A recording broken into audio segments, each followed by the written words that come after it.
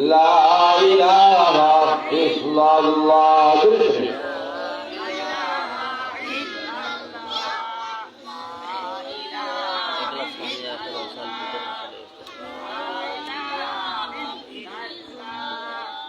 لا إله إلا الله لا إله إلا الله لا إله إلا الله لا إله إلا الله لا إله إلا الله لا إله إلا الله لا إله إلا الله لا إله إلا الله محمد رسول الله صلى الله عليه وسلم। ঐতিহ্যবাহী সিলেট বিভাগের ঐতিহ্যবাহী দিনী প্রতিষ্ঠান জামিয়া মনিরিয়া ইসলামিয়া হাজীপাড়া মাদ্রাসা কর্তৃক আয়োজিত আজকের ঐতিহাসিক ইসলামী মহাসম্মেলনের শ্রদ্ধাভাজন সম্মানিত সভাপতি সাহেব, উপস্থিত ওলামায়ে কেরাম, মুরব্বিয়ানে কেরাম, যুব সমাজ ভাইরা, ছাত্র সমাজ ভাইরা, ব্যবসায়ী সমাজ ভাইরা, চাকরিজীবী ভাইরা, পর্দার অন্তরালের অবস্থানগত আমার অত্যন্ত শ্রদ্ধেয় মা ও বোনেরা, আল্লাহ রাব্বুল আলামিনের কাছে অসংখ্য অগণিত আমরা শুকরিয়া আদায় করছি, যিনি আপনাদেরকে আমাদেরকে অত্যধিক দয়া করেন, মেহেরবানি করেন। আজকের ঐতিহাসিক এই সিলেটের ঐতিহ্যবাহী দিনী প্রতিষ্ঠানে আসা বসার যে সুযোগ আল্লাহ দান করেছে, এই জন্য আমরা সবাই অন্তরে অন্তঃস্থল থেকে আমরা পরিমাত্র শুকর আদায় করি, সবাই আলহামদুলিল্লাহ। আর মহব্বতের সাথে, আন্তরিকতার সাথে আমরা একটু জিকির করি, লা ইলাহা ইল্লাল্লাহ।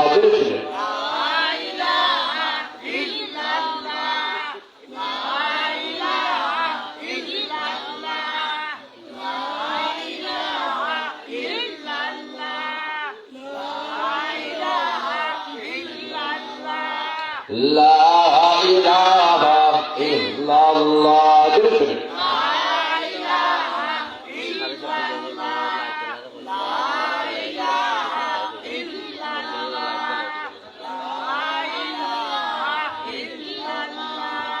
সুবহানাল্লাহ ওয়ালহামদুলিল্লাহ লা ইলাহা ইল্লাল্লাহ লা ইলাহা ইল্লাল্লাহ।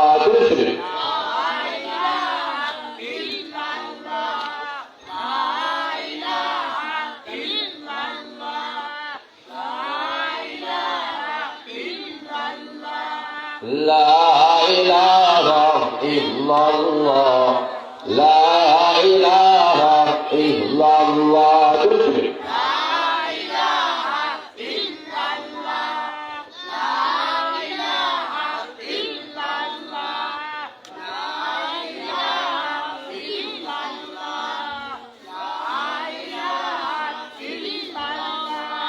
سبحان الله والحمد لله لا إله إلا الله لا إله إلا الله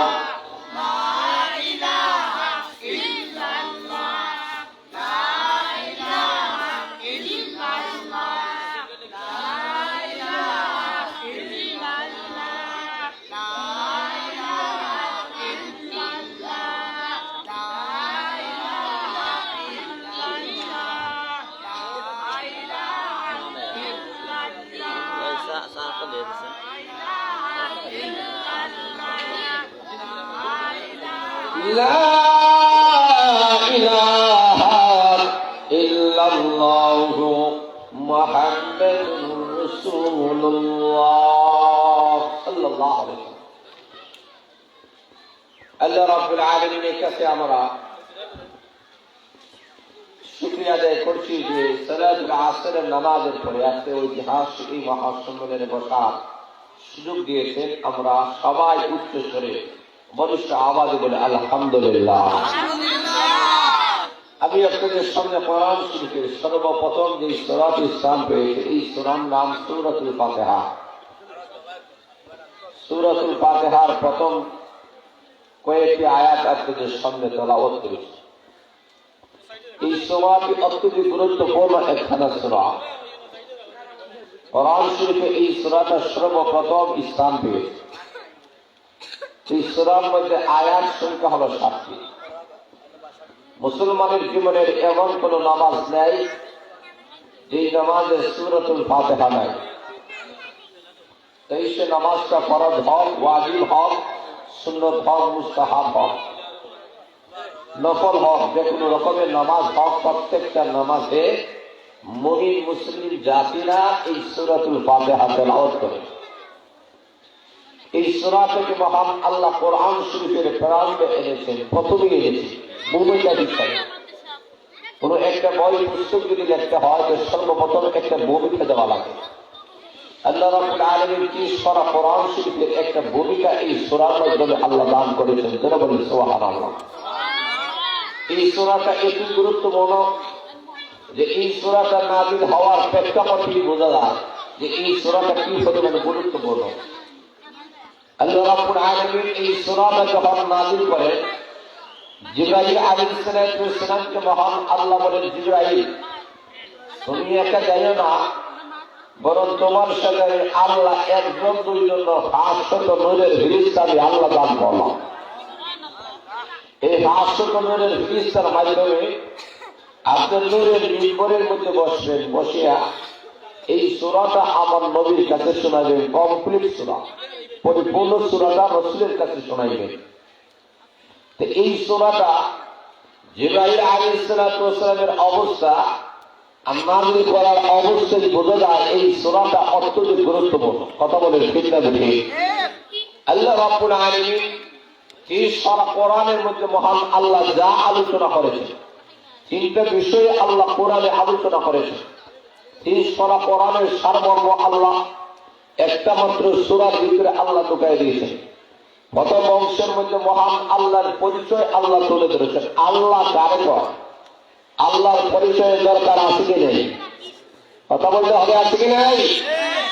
প্রথমে মহান আল্লাহর পরিচয় তুলে ধরেছেন। দ্বিতীয় অংশে মহান আল্লাহ তার বান্দার পরিচয় আল্লাহ তুলে ধরেছে। বান্দা কারে কয় তারও একটা পরিচয় দরকার আছে। তৃতীয় অংশে মহান আল্লাহ ওই আল্লাহ এবং বান্দার পরিচয় তুলে দেওয়ার পরে তৃতীয় নম্বরে মহান আল্লাহ এই বান্দার কি চাহিদা, এই বান্দার কি স্বপ্ন আছে, কি আশা আছে, এটা আল্লাহ ব্যক্ত করেছেন। চতুর্থ নম্বরে মহান আল্লাহ রাব্বুল আলামিন এই পথ আল্লাহ দেখাইছেন। ভিন্ন 2টা পথের কথা আল্লাহ উল্লেখ করে ঘোষণা করেছেন যে এই 2টা পথের তোমরা কখনো সঙ্গী হবে না, যদি হয়ে যাও তোমরা জাহান্নামে লাফি হয়ে যাইবা। যারা বলেন ঠিক না ঠিক? এখন শুধু লক্ষ্য করে দেখেন, আল্লাহ রাব্বুল আলামিন সর্বপ্রথম আল্লাহ তার পরিচয় আল্লাহ তুলে ধরেছেন। আল্লাহ কারে কয় তার পরিচয় তুলে ধরেছেন। আল্লাহু আকবার। আল্লাহ রাব্বুল আলামিন বলতেছেন, আলহামদুলিল্লাহি রাব্বিল আলামিন।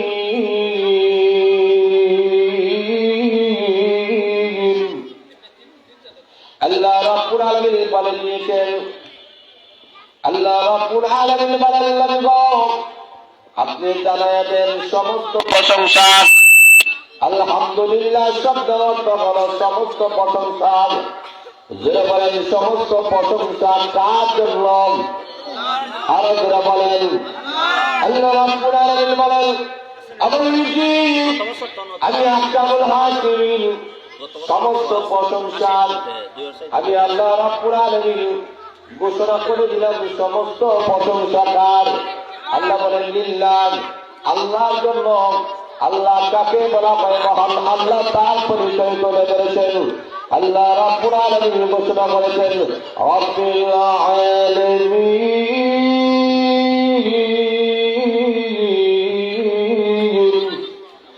আল্লাহ রাব্বুল আলামিন বলেন তামাম জগতের রব যিনি, তামাম জগতের লালন পালন করে বলা তিনি হয়েছেন মহান আল্লাহ। করে বলেন সুবহানাল্লাহ। আমাদের লক্ষ্য করে দেখেন আল্লাহ রাব্বুল আলামিন উল্লেখ করে দিয়েছেন নবী পাককে জানায়া দেন সমস্ত প্রশংসা হবে আমি আল্লাহর। কেন আল্লাহর প্রশংসা? তার কারণ হলো আল্লাহ রাব্বুল আলামিন বলেন গোটা পৃথিবীতে আমি আল্লাহ রাব্বুল আলামিন সৃষ্টি করেছি, হাজার হাজার মাখলুকাত আমি আল্লাহ সৃষ্টি করেছি। আল্লাহ রাব্বুল আলামিন বলেন তোমাদেরকে আমি আল্লাহ সৃষ্টি করেছি। যদি বলেন আমাদেরকে সৃষ্টি করেছেন কে? আল্লাহ বলেন রাখেন। আল্লাহ রাব্বুল আলামিন বলেন আরে বান্দা বান্দীরা আমি আল্লাহ রাব্বুল আলামিন তোমাদেরকে সৃষ্টি করেছি। আমি আল্লাহ রাব্বুল আলামিন এই কারণে আবার প্রশংসা করতে হবে। আল্লাহ রাব্বুল আলামিন বলেন সমস্ত প্রশংসা হলো আল্লাহর। প্রশ্ন হলো হুজুর আমরা যে মানুষের প্রশংসা করি, অমুকের প্রশংসা করি, কোন জিনিসের যে প্রশংসা করি, কোন মাখলুকাতের যে আমরা প্রশংসা করি, আল্লাহ রাব্বুল আলামিন বোঝাতে চান যদিও বাহ্যিক ভাবে কোন মানুষের কোন জিনিসের প্রশংসা করা হয় কিন্তু পরোক্ষভাবে এই প্রশংসার একমাত্র মালিক হয়েছেন মহান আল্লাহ। বলে কেন? তার কারণ হলো মানুষের যে প্রশংসা করেন, উনি আলিম সাহেব, উনি হামিদ সাহেব, উনি চেয়ারম্যান সাহেব, উনি মেম্বার সাহেব, উনি শিল্পপতি, এই যে প্রশংসা মানুষের কয়লাম এই শিল্পপতি বানাইয়াছেন কে? আলিম বানাইয়াছেন কে? হাফিজ বানাইয়াছেন কে? আল্লাহ রাব্বুল আলামিন বলেন যার প্রশংসা তুমি কয়লা এই প্রশংসার দাবিদার তো সে হতে পারে না।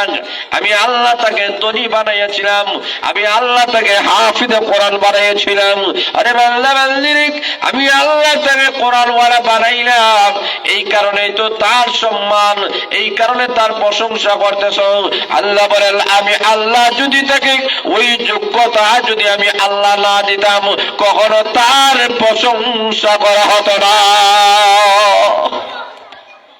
এই কারণে আল্লাহ রাব্বুল আলামিন বলেন বাহ্যিক ভাবে হোক পরোক্ষ ভাবে হোক ইচ্ছায় অনিচ্ছায় হোক সকল প্রশংসার মালিক আমি আল্লাহ।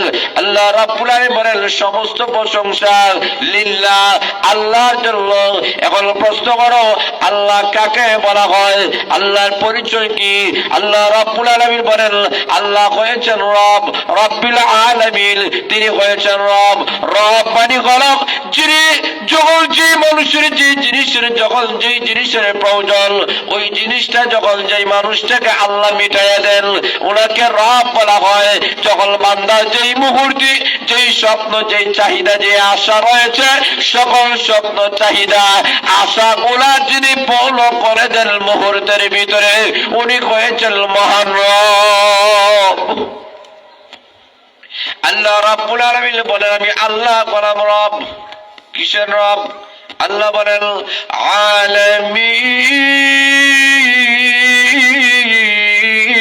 আলামিন। আল্লাহ বলেন তামাম জগতের রব।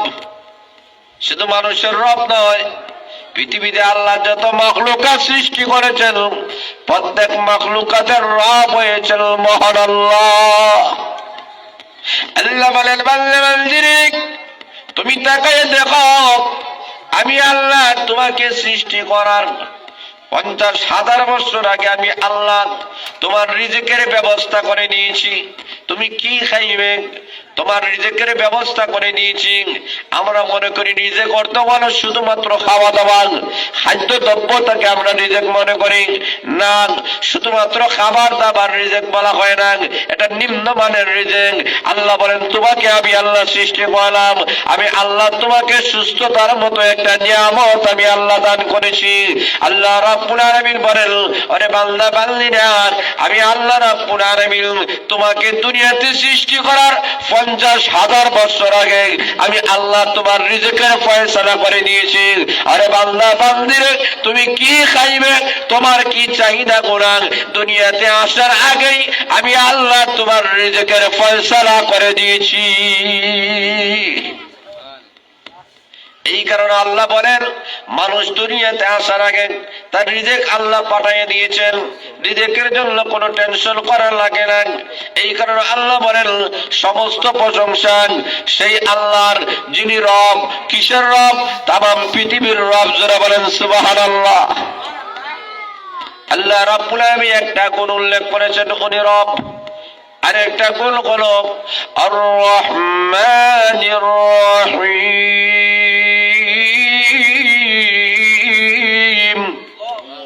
আল্লাহ রাব্বুল আলামিন বলেন, আমি আল্লাহ হলাম রহমান।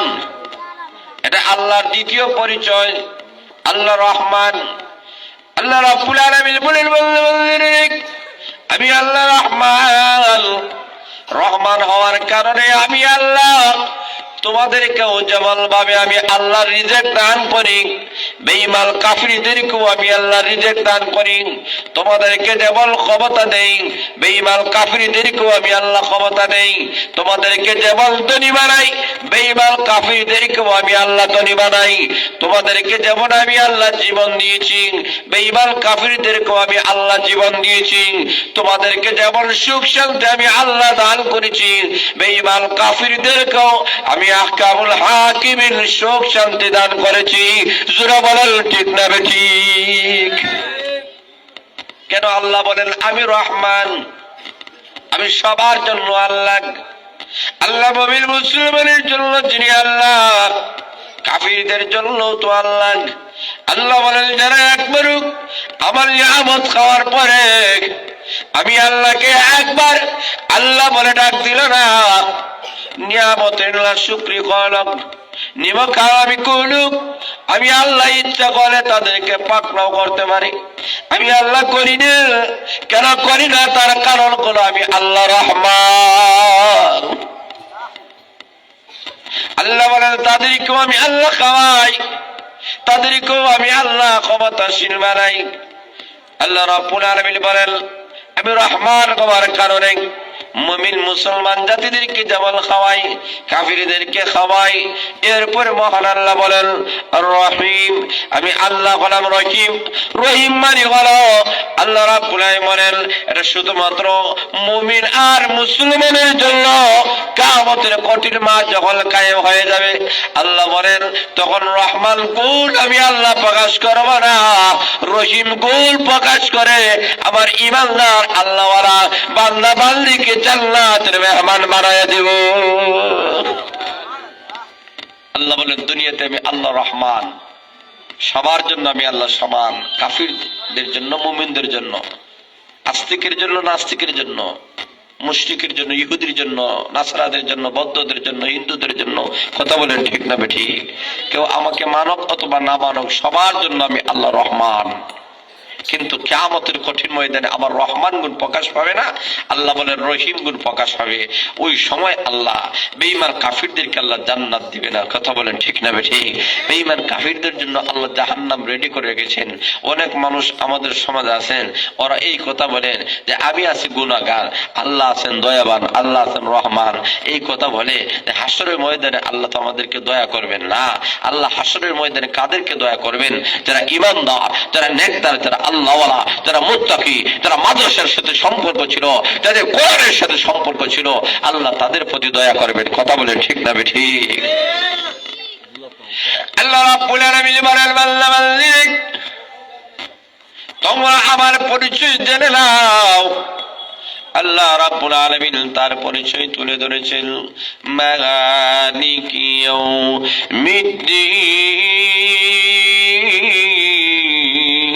ইয়াউমিদ্দিন।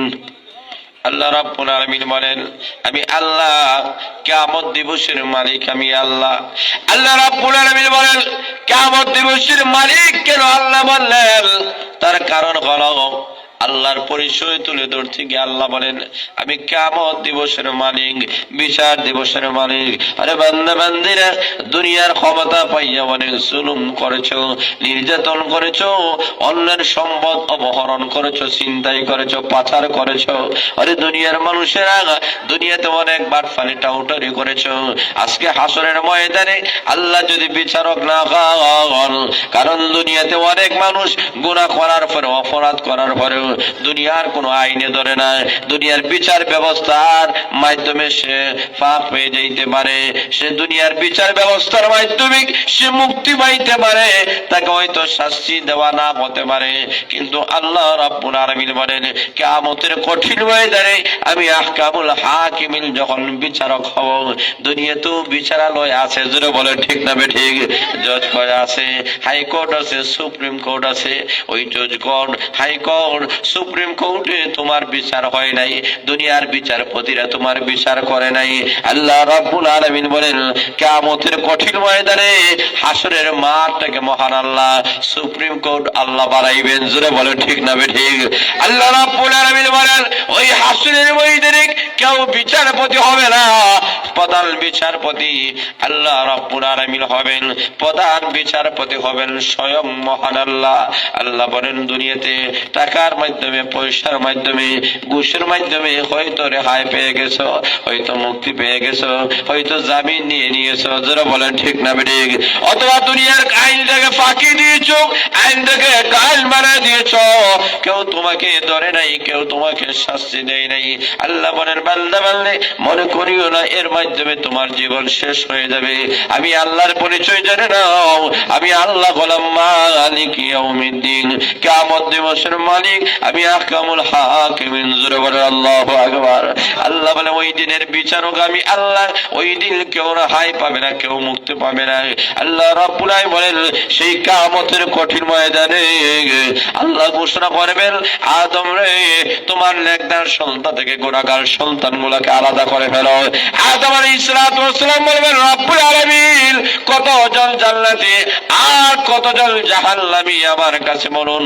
আল্লাহ রাব্বুল আলামিন বলবেন ফেরেশতারা রে আদম নবীকে জানায়া দাও 1000-এর মধ্যে 999 জন লোকটা হবে জাহান্নামী, একটা মাত্র লোক হবে জান্নাতি। আল্লাহ রাব্বুল আলামিন এই ঘোষণা করাবেন আদম আলাইহিস সালাতু ওয়াস সালামের মাধ্যমে।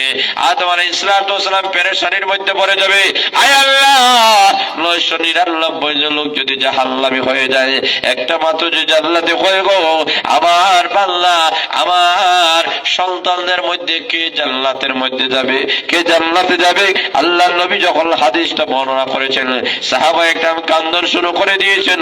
আল্লাহর নবী ডাক দিয়ে বলেন ওগো নবীজি আপনার সাহাবায়ে কেরামদেরকে বলেন কান্দার দরকার নাই, বরং 999 জন ইয়াজুজ মাজুজের দল থেকে আর আপনার উম্মতের মধ্য থেকে একটা মাত্র আল্লাহর তৈরি জান্নাতের মেহমান হয়ে যাবে। তাহলে বোঝা গেল কাল আসরের ময়দানে আল্লাহ রাব্বুল আলামিন কিয়ামত দিবসে আল্লাহ বিচার দিনের মালিক। আল্লাহ কেন বিচার দিনের মালিক? কারণ দুনিয়াতে মানুষ অনেক কিছুই করেছে, অন্যের জায়গা দখল করেছে, অন্যের বাসা দখল করেছে, অন্যের গাড়ি দখল করেছে, অন্যের চেয়ার দখল করেছে। এমন ভাবে মানুষেরা দুনিয়াতে অনেক জুলুম নির্যাতন করেছে, অন্যায় করে ফেলেছে।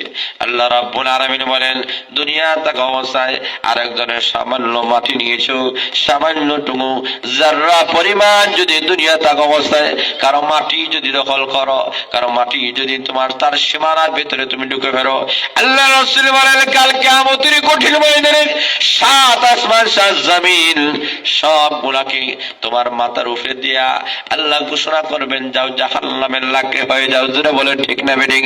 দুনিয়াতে সামান্য মাটি নিয়েছিলে, দুনিয়া থাকা অবস্থায় 1 হাত 2 হাত মাটি নিয়েছিলে, 1 হাত 2 হাত জায়গা নিয়েছিলে, আজকে হাসরের ময়দানে তার প্রতিদান হিসাবে 1 হাত 2 হাত নয়, আল্লাহ বলবেন 7 আকাশ 7 জমিন তার মাথায় দিয়ে বলা হবে যারে যা ওই সবগুলা নিয়ে জাহান্নামের লাকে হয়ে যা। জোরে বলেন নাউজুবিল্লাহ। তখন লোকটা জাহান্নামে যাইতে পারবে না, উঠবে আর পড়বে, উঠবে আর পড়বে। তখন বোঝা যাবে আরেকজনের জায়গা দখল করা, বাসা দখল করার কি শাস্তি হবে। জোরে বলেন ঠিক না বেঠিক? এই কারণে আল্লাহ রাব্বুল আলামিন বলেন সেই হাসরের ময়দানে কেউ রেহাই পাবে না। আল্লাহ কোরআনে উল্লেখ করে দিয়েছেন ফামান ইয়ামাল মিসকালা যাররাতিন খায়রান ইয়ারা ওয়া মান ইয়ামাল মিসকালা যাররাতিন শাররান ইয়ারা। আল্লাহ আল্লাহ রাব্বুল আলামিন বলেন হাসরের ময়দানে জররা পরিমাণ যদি কোনো মানুষ একটা নেকির আমল করে আল্লাহ রাব্বুল আলামিন তাও ছাড়বেন না। আল্লাহ রাব্বুল আলামিন বলেন জররা পরিমাণ যদি কোনো মানুষ একটা গুনাহ করে ওই গুনাহটাও আল্লাহ ছাড়বেন না। মিজানের পাল্লায় তুলে আল্লাহ রাব্বুল আলামিন হাসরের ময়দানে টান দিবেন। জোরে বলেন ঠিক না ঠিক? হাসরের ময়দানে আল্লাহ রাব্বুল আলামিন বলেন সবগুলার হিসাব হয়ে যাবে। এই কারণে আল্লাহ বলেন আনা মালিক ইয়াউমিদ্দিন, আমি কিয়ামত দিবসের মালিক। আল্লাহ রাব্বুল আলামিন তার পরিচয় তুলে ধরলেন। এবার আল্লাহ বলেন আরে বান্দা ও বান্দিরা এতক্ষণ পর্যন্ত তো আমার পরিচয় তুলে ধরলা, এখন তোমাদের পরিচয় তুলে ধরো। তোমাদের পরিচয়টা কি? এবার বান্দা আর বান্দিরা পরিচয় দেয় ইয়াকা না'বুদু ওয়া ইয়াকা নাস্তাঈন। আল্লাহ রাব্বুল আলামিন বলেন আল্লাহ একমাত্র আমরা তোমারই গোলামি করি। জোরে বলেন কার? আরো জোরে বলেন কার? আয় আল্লাহ একমাত্র আমরা তোমারই গোলামি করি। এর মানে হলো আমাদের পরিচয় আমরা তোমার গোলাম। আল্লাহ গোলাম হিসেবে পাঠাইয়াছেন। কিয়ামতের কঠিন ময়দানে গোলাম হিসেবে তোমার কাছে যাইতে চাই। আল্লাহ তুমি যদি তোমার গোলাম হিসাবে যদি কবুল মঞ্জুর করো গো, আল্লাহ যদি গোলাম বানায় পেল তাহলে কিয়ামতের দিন তো আল্লাহ জাহান্নামের লাকড়ি বানাবে না। জোরে বলেন ঠিক না ঠিক? তাহলে বোঝা গেল গোলামীর পরিচয় নিয়ে আমাদেরকে যাইতে হবে। কিয়ামতের কঠিন ময়দানে আল্লাহ বলবেন না তুমি কি ছিলে, কি তোমার পদ, তোমার লকব বলো, তোমার ডিগ্রি বলো, তোমার সার্টিফিকেট বলো, এই কথা আল্লাহ বলবেন না। বান্দা বান্দির সবচেয়ে বড় সার্টিফিকেট হলো সে আল্লাহর বান্দা এবং বান্দি হয়েছে কিনা। যারা বলে ঠিক না ঠিক? আল্লাহর বান্দা আর বান্দি শিরক। কাকে আল্লাহর বান্দা আর বান্দি বলা হয়? আল্লাহর নবীজি বলেন যে বান্দা আর বান্দি, যে পুরুষ, যে মহিলারা, যে নারী আর পুরুষ, যে যুবক আর যুবতী, যে তরুণ আর তরুণী আল্লাহর গোলামি করেছে, আল্লাহর দাসত্ব করে দুনিয়া থেকে চলে গিয়েছে, তারাই হয়েছে আল্লাহর বান্দা, আল্লাহর বান্দি। আল্লাহর গোলামি যদি করে না যায় তাহলে মরণের সময় লোকটার বড় খারাপ হয়ে যাবে। জোরে বলেন ঠিক না ঠিক? এই কারণে কবি সুন্দর করে লক্ষ্য করে বলতেছেন যখন তুমি এসেছিলে এই দুনিয়াতে কেঁদেছিলে তুমি একা, হেসেছিল বুবে। এমন জীবন লাগে করো হে গঠন, মরিলে হাসিবে একা, কাঁদিবে ভুবন। জোরে বলেন ঠিক না ঠিক? কবি বলতেছিল তুমি যখন এই দুনিয়ার মধ্যে তোমার আগমন হয়েছিল তুমি কেঁদেছিলে, গোটা বিশ্ববাসী তোমার জন্য হেসেছিল। তোমার দাদা নানা, তোমার বাবা মা, আত্মীয় স্বজন, পাড়া প্রতিবেশীরা যারাই শুনেছিল সবাই খুশিতে আনন্দিত হয়ে গেছে, খুশিতে আত্মহারা হয়ে গেছে। আর তুমি কাঁদলো আর গোটা জগৎবাসীরা হাসে। এমন জীবন তুমি গঠন করো, এমন সুন্দর ভাবে তোমার জীবন যদি গঠন করতে পারো, তুমি যে আল্লাহর গোলামি করে, আল্লাহর ইবাদত করে, দাসত্ব করে যে দুনিয়া থেকে চলে যেতে পারো, মরণের সময় তুমি একা একা হাসবা, হাসতে হাসতে। কারণ তোমার সামনে আল্লাহ জান্নাত তুলে ধরাবেন। আল্লাহ রাব্বুল আলামিন ঘোষণা করেন ইয়া আইয়াতুহান নাফসুল মুতমাইন্নাহ ইরজিই ইলা রাব্বিকা রাদিয়াতাম মারদিয়াহ ফাদখুলি ফি ইবাদি ওয়াদখুলি জান্নাতি।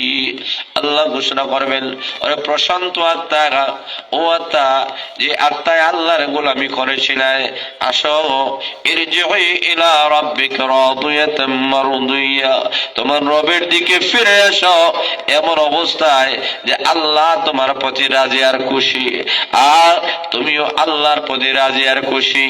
এর মানে হলো আল্লাহর বিধিবিধান দুনিয়া থেকে অবস্থায় তুমি পালন করেছিলে, তোমার ব্যক্তিগত জীবন কোরআন অনুযায়ী ছিল, তোমার পারিবারিক জীবন কোরআন অনুযায়ী ছিল, তোমার সামাজিক জীবন কোরআন অনুযায়ী ছিল, তোমার রাষ্ট্রীয় জীবন কোরআন অনুযায়ী ছিল, তোমার অর্থনীতি কোরআন অনুযায়ী ছিল, তোমার ব্যবসা নীতি কোরআন অনুযায়ী ছিল, তোমার চাকরিটা কোরআন অনুযায়ী ছিল। আজকে হাসরের ময়দানে আল্লাহ রাব্বুল আলামিন বলবেন তোমার টেনশন নাই, মরণের সময় তোমাকে ঘোষণা করা হবে ইরজিই ইলা রাব্বিকা রাদিয়াতাম মারদিয়া, আসরে তোমার রবের দিকে ফিরে আসো, আল্লাহ রাব্বুল আলামিন তোমার প্রতি খুশি, তুমিও আল্লাহর প্রতি খুশি। ফাদখুলি ফি ইবাদি, আমার নেকদার আমার আল্লাহওয়ালা বান্দা আর বান্দীদের অন্তর্ভুক্ত হয়ে যাও। ওয়াদখুলি জান্নাতি, আমার তৈরি তুমি জান্নাতের মেহমান হয়ে যাও। জোরে বলেন সুবহানাল্লাহ। তুমি এমন জীবন আল্লাহ ওয়ালারা গঠন করেছেন। আল্লামা আনসারী রাহমাতুল্লাহ আলাইহি যার মৃত্যুর অবস্থার দিকে লক্ষ্য করে দেখেন, গোটা পৃথিবীটা, গোটা বাংলাদেশ লকডাউন, ওনার ইন্তেকাল হয়ে গেছে, জানাজার নামাজ শুরু হয়ে যাবে, কোনো মানুষ নাই, কিন্তু হঠাৎ করে কয়েক সেকেন্ডের ভিতরে দেখা যায় গোটা মাঠ ভর্তি হাজার হাজার লক্ষ লক্ষ মানুষেরা তারা জানাজার নামাজের শরীক হয়ে গেছে। আল্লাহর কোরআনের পাখি দুনিয়া থেকে চলে গিয়েছ, পৃথিবীর কোন লকডাউন তাকে কখনো তাকে আটকাতে পারে নাই, কারণ উনি তো কোরআনের আওয়াজ তুলে তুলে গোটা বিশ্বময় কোরআন তেলাওয়াত করে করে, কোরআনে আলোচনা করে করে গোটা বিশ্ববাসী মানুষকে মাতোয়ারা করে। উনি চির নিদ্রায় কবরটাকে জান্নাতের বাগান বানিয়ে কবরের মধ্যে তো উনি চলে গিয়েছেন। আজও পর্যন্ত গোটা পৃথিবীর মানুষরা ওনার কথা শুনলে চোখ থেকে জোরে জোরে পানি পালাইয়া কান্দে। কথা বলে ঠিক না ঠিক? আল্লামা আনসারী রাহমাতুল্লাহ আলাইহি দিকে লক্ষ্য করে দেখেন, মানুষের ঢল নেমে যাইত, আর উনি দুনিয়াতে নাই। ওনার কবরের কাছে গেলে ওনার কথা স্মরণ হয়ে যায়। কোরআনের পাখি ছিলেন, কোরআনের জন্য আমৃত্যু পর্যন্ত কোরআনের জন্য খেদমত করেছেন। কত বেমার হলো, কত অসুস্থতা, কিন্তু কোরআনের মাহফিল ছাড়ে নাই। কেন ছাড়ে নাই? তার কারণ একটা কথা শোনার জন্য। আল্লাহ যে কোরআনের মধ্যে বলেছেন, ওরে বান্দা বান্দি, তুমি যখন ইমানদার অবস্থায়, নেকদার অবস্থায় যখন তুমি আসবা, মরণের সময় জান্নাতের সুসংবাদ তোমাকে দেওয়া হবে। যেমন ভাবে সুসংবাদ দেওয়া হয়েছিল আবু বকর সিদ্দিক রাদিয়াল্লাহু তাআলাকে ইন্তেকালের আগে। আবু বকর সিদ্দিক রাদিয়াল্লাহু তাআলার কাছে আসিয়া এখন মালাকুল মউত আসিয়া ওনার কানে কানে শোনাইতেছে, ও আবু বকর শুনে নাও, আল্লাহ রাব্বুল আলামিন তোমার বেলায় ঘোষণা করেছেন, আবু বকর ইয়া আইয়াতুহাল নাফসুল মুতমাইন্নাহ, আবু বকর রে, তোমার অন্তরটা আল্লাহ প্রশান্ত অন্তর বলে আল্লাহ ঘোষণা দিয়েছেন। তোমার অন্তর বড় পরিষ্কার ছিল, তোমার অন্তরটা বড় আল্লাহওয়ালা ছিল, তোমার অন্তর বড় তাকওয়াওয়ালা ছিল। ওরে আবু বকর আয়, টেনশন করিস না, এই নাফাক দুনিয়া থেকে লাথি মেরে ফেলো, আখিরাত তোমার জন্য উন্মুক্ত রে, হুর পরিণাম তোমার জন্য অপেক্ষা করতেছে। যারা বলে ঠিক না ঠিক? কারণ আল্লাহ মারা যাওয়ার পরে কবরের মধ্যে যখন রাখা হয়, এই কবরটাকে আল্লাহ রওজাতুম মিন রিয়াদিল জান্নাহ আল্লাহ বানায় দেন, তার কবরটা জান্নাতের বাগান হয়ে যায়। যেমনি ভাবে আবু বকর সিদ্দিক রাদিয়াল্লাহু তাআলাকে প্রশান্ত আত্মা বলে ডাক দেওয়া হয়েছে, এমনও দুনিয়া থেকে অনেক আল্লাহ ওয়ালারা দুনিয়া থেকে চলে গিয়েছে, তাদেরকে এইভাবে প্রশান্ত আত্মা বলে ডাক দেওয়া হয়েছে। তাহলে বোঝা গেল আল্লাহ প্রিয় বান্দা আর বান্দি হয়ে যারা কবরের মধ্যে চলে যায়, এই কবর তার জন্য শাস্তির কারণ হয় না, তার জন্য জান্নাতের অপুরন্ত বাগান হয়ে যায়। জোরে সুরে বলেন সুবহানাল্লাহ। এই কারণে আল্লাহ রাব্বুল আলামিন বলে দিয়েছেন, বান্দা তোমার পরিচয় তুলে ধরো। আমরা বলি আল্লাহ একমাত্র আমরা তোমারই গোলাম, ওয়া ইয়াকা নাস্তাঈন, প্রভু গো আমরা একমাত্র তোমার কাছে সাহায্য চাই। আমরা সাহায্য চাই কার কাছে? জোরে বলে না, কার কাছে? আমরা একমাত্র আল্লাহর কাছে সাহায্য চাই। ছেলে দরকার, আল্লাহর কাছে চাবেন। মেয়ে দরকার, আল্লাহর কাছে চাবেন। সুখ চান, আল্লাহর কাছে চান। আপনি কোন বিপদে পড়ে গেছেন, আল্লাহর কাছে চান। আপনি কোন মুসিবতে মরে গেছে, জীবনে যা কিছুর প্রয়োজন সবগুলা পূরণ করে দেওয়ার মালিক কে? আরো জোরে বলে রাখে। এই কারণে আল্লাহ বলেন, বান্দা বান্দি, আমি আল্লাহর কাছে তুমি সাহায্য চাও। ওয়া ইয়াকা নাস্তাঈন, আমি আল্লাহর কাছে সাহায্য চাও। এবার আল্লাহ বলেন, আরে বান্দা আর বান্দিরা, তোর পরিচয় তুলে ধরছ, তুই আমার প্রিয় বান্দা আর বান্দি। আমি আল্লাহর কাছে যেহেতু সাহায্য চাইতেছ, পৃথিবীর কারো কাছে দল্লা দেশ না, কারো কাছে যাস না, আমি আল্লাহর কাছে যেহেতু চাইতেছ, তুই কি চাস আমি আল্লাহর কাছে বল। এখন বান্দা বলে, ইহদিনাস সিরাতাল মুস্তাকিম।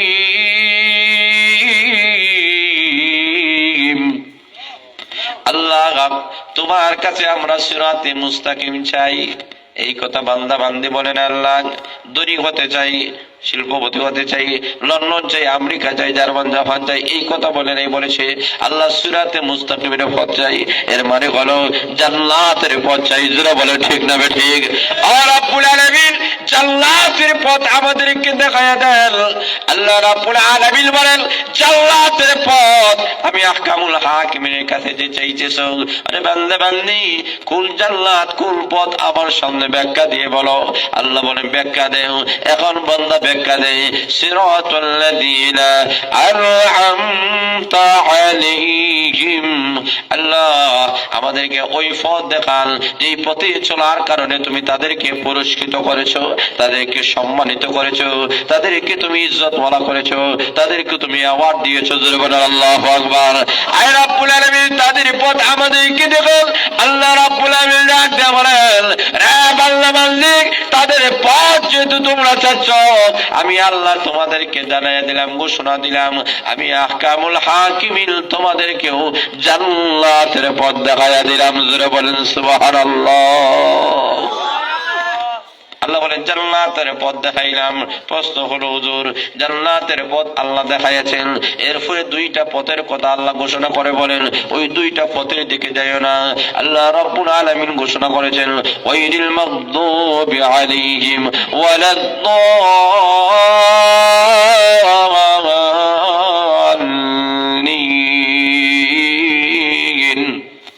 আয় আল্লাহ দুইটা পথ আমরা চাই না। একটা হলো ইহুদিদের পথ আমরা চাই না, কারণ ইহুদির অভিশপ্ত। যারা বলেন ঠিক না ঠিক? দুই নম্বর হলো আয় আল্লাহ যারা দাল্লিন তাদের পথ চাই না। এর মানে হলো খ্রিস্টানের পথ চাই না, খ্রিস্টানেরা হয়েছে পথভ্রষ্ট, আর ইহুদিরা হলো আল্লাহর অভিশপ্ত। যারা বলেন ঠিক না ঠিক?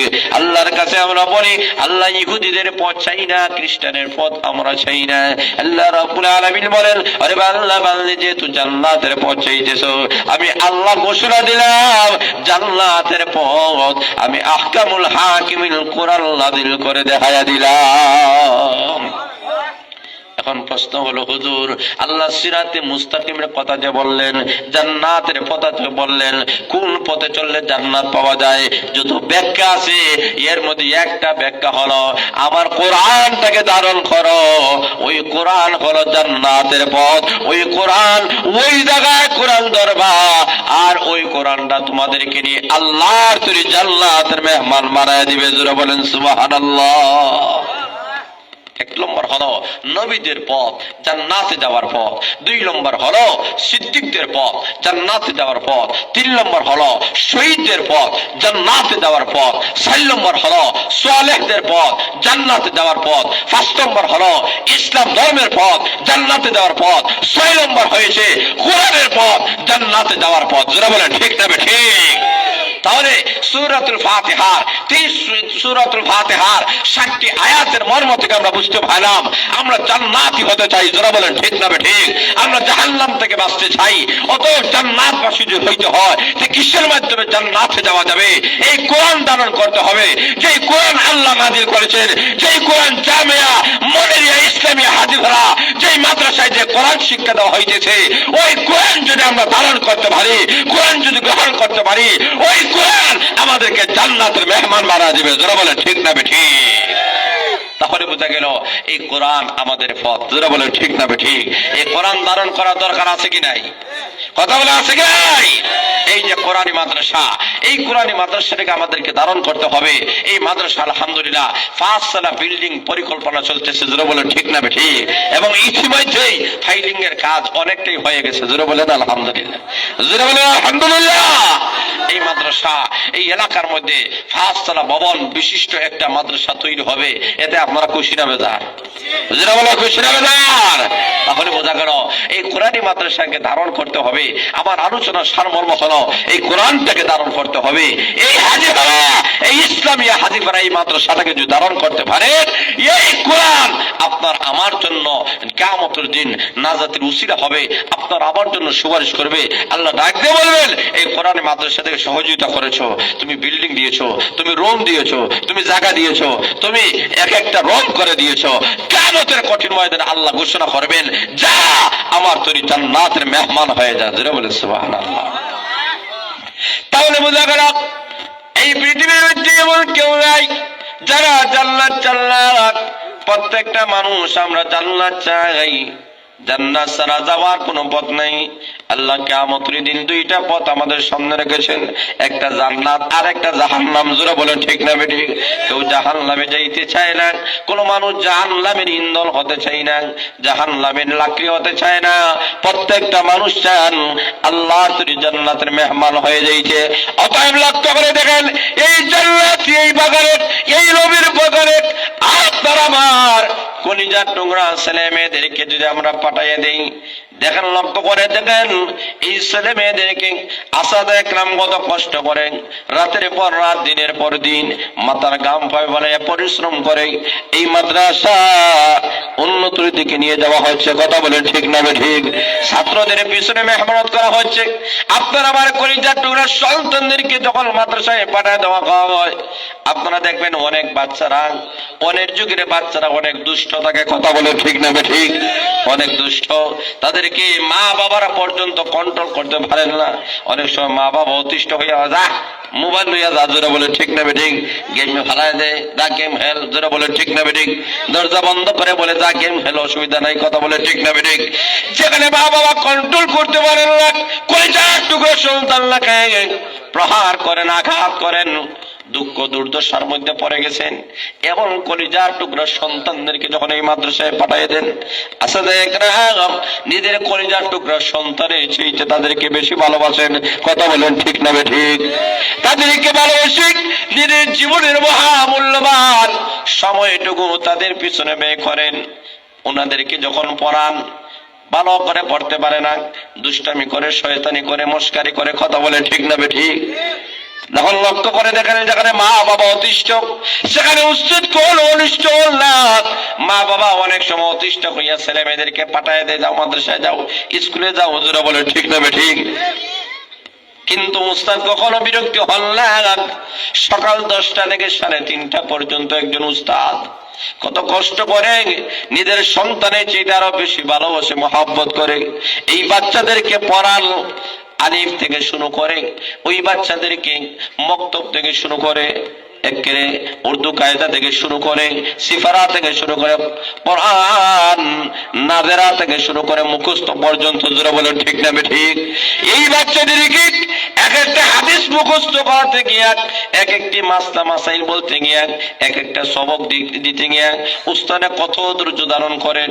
এদের পিছনে মেহনত করতেছেন, মেহনত করে পরে আজকে আপনি তাকাইয়া দেখবেন আপনার কলিজার টুকরা একটা সন্তান হাফিজে কোরআন হয়ে গেছে। জোরে বলেন ঠিক না ঠিক? আলিম হয়ে গেছে, মৌলানা হয়ে গেছেন। এখন দেখা যায় যুগ শ্রেষ্ঠ একজন আলিম হয়ে গেছেন। আপনার মুখ উজ্জ্বল হয়ে গেছে, আপনার পরিবারের মানুষরা খুব আনন্দিত হয়ে গেছেন। কাদের কারণে হইলেন? ওই উস্তাদদের কারণে। জোরে বলে ঠিক না ঠিক? ওদের পরিশ্রম, ওদের শরীর থেকে কাম বাইর হয়, ওরা কষ্ট করেন, মেহনত করেন, এই যিনি প্রতিষ্ঠানটাকে আঁকড়ে ধরে আছেন। অতএব এই প্রতিষ্ঠানের খোঁজ খবর নেওয়া আমাদের দায়িত্ব। কথা বলে ঠিক না ঠিক? এটা নৈতিক দায়িত্ব। কারণ আমাদের কলিজার টুকরা ওই সন্তানগুলাকে, কারণ আমাদের সমাজে একটা কথা আছে, মা বাবার সন্তানকে বানায় ভূত আর উস্তাদ বানায় ফুত। জোরে বলে ঠিক না ঠিক? উস্তাদের মাধ্যমে একটা সন্তান আদর্শবান সন্তান হয়, নামাজি দিনদার আল্লাহওয়ালা ফরেজগার হয়, কত সুন্দর সন্তান হয়। এমন একটা সন্তান এই মাদ্রাসা থেকে সোনা করে তৈরি করে দেয়। অতএব এই মাদ্রাসার জন্য টাকা দিয়া, পয়সা দ্বারা, শ্রম দ্বারা, মেধা দ্বারা যদি উন্নতির দিকে নিয়ে যাইতে হয়, কারা কারা দিয়েছেন একটু হাত তুলে দেখান। নারে তাকবীর। দিন ইসলাম, দিন ইসলাম, দিন ইসলাম। আল্লাহ কবুল করুন। এখন এই সময়টা মকবুল টাইম, আসরের পরে মাগরিবের পূর্বে যে সময় দোয়া করলে আল্লাহ দোয়া কবুল করে। জোরে বলে সুবহানাল্লাহ। কে আছেন এমন মর্দে মুজাহিদ? যে যত পারেন ইনশাআল্লাহ, যে যত পারেন ইনশাআল্লাহ। পকেটে হাত ঢুকান, যে যত পারেন। 10 টাকা, 20 টাকা, 100 টাকা, 500 টাকা করে যে যত পারেন দেন ইনশাআল্লাহ। ইনশাআল্লাহ শুরুতে দেন, যে যত পারেন ইনশাআল্লাহ। কাউকে আমি বলবো না এত দিতে হবে, যে যত পারেন ইনশাআল্লাহ। আল্লাহ জানমালা বরকত দিবে, মনের বাসনা পূর্ণ করে দিবে। ঈদোস মাশাআল্লাহ আমার হুজুর মাশাআল্লাহ 50টা টাকা দান করেছেন। নারে তাকবীর। আল্লাহ জানমালা বরকত দান করেন। আল্লাহ হুজুরের সিহত ইফত আফিয়ত জিন্দেগি নসিব করে বলেন আমিন। দেন ইনশাআল্লাহ, যে যত পারেন। 50 টাকা, 100 টাকা, যে যত পারেন ইনশাআল্লাহ। মাশাআল্লাহ মাশাআল্লাহ মাশাআল্লাহ। আরেকজনে 50 টাকা, আরেকজনে 100 টাকা। মাশাআল্লাহ। আমার সঙ্গে এসেছেন আল্লাহ আবু মিয়া সাহেব। আবু মিয়া সাহেব আমাদের এলাকা ফাটলি গ্রামের সন্তান। 200 টাকা। নারে তাকবীর। আল্লাহ আবু মিয়া সাহেবের হায়াত বাড়া দাও, জানমালা বরকত দিয়ে দাও। ওনার সন্তান আব্দুল্লাহ হাফিজ হইতেছে, আল্লাহ কবুল করেন, শোনেন আমিন। আরেকজন 100 টাকা। মাশাআল্লাহ। আমার আরেক ভাই 10 টাকা। আল্লাহ আমার আরেকজন যুবক ভাই আল্লাহ 100 টাকা। নারে তাকবীর। আল্লাহ কবুল করেন, মঞ্জুর করেন। প্রত্যেকে আমরা দিই, যে যত পারি ভাই, যে যত পারি। অনেকে বাচ্চারা আছেন এখানে এই মেলার যাওয়ার জন্য 50 টাকা, 100 টাকা নিয়ে এসেছে মেলার খাওয়ার জন্য। এখানে 10 টাকা দিয়ে দেন ইনশাআল্লাহ, বরকত হবে ইনশাআল্লাহ। মা বাবার কাছ থেকে এই মেলা উপলক্ষে দেখবেন, জলসা উপলক্ষে অনেক বাচ্চারা আছে 100, 200, 500, 1000 লইয়া